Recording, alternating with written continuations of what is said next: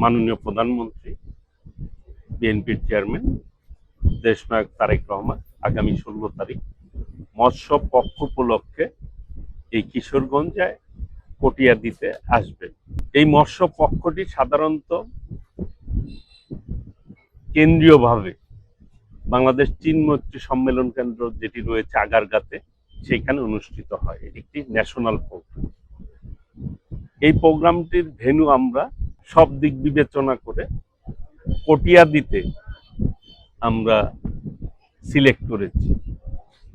মৎস্য পক্ষ উপলক্ষে আমরা প্রথমেই মাছ অবমুক্ত করে থাকি।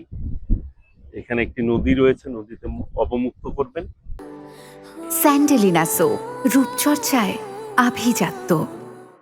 এবং পরে আমরা এই মৎস্য পক্ষ উপলক্ষে কিছু পোনা ডিস্ট্রিবিউশন করি আমরা খামারিদের মাঝে।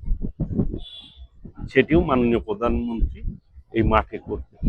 দেশনায়ক তারেক রহমান মাননীয় প্রধানমন্ত্রী এই ঢাকার বাইরে কোনো ন্যাশনাল প্রোগ্রাম এই প্রথম করছে। কাজেই এই প্রোগ্রামটি অত্যন্ত গুরুত্বপূর্ণ, তাৎপর্যপূর্ণ এই এলাকার মানুষের জন্য যে একটি জাতীয় প্রোগ্রামের ভেন্যু কটিয়াদীতে হচ্ছে। স্বাভাবিক কারণে মানুষের উৎসাহ উদ্দীপনা অনেক বেশি। মাননীয় সংসদ সদস্য এখানে উপস্থিত রয়েছেন। উনি ওনার জনগণের চাহিদা অনুযায়ী দাবিগুলি উনি বলতে পারবেন, মাননীয় প্রধানমন্ত্রীকে কাছে পাবেন।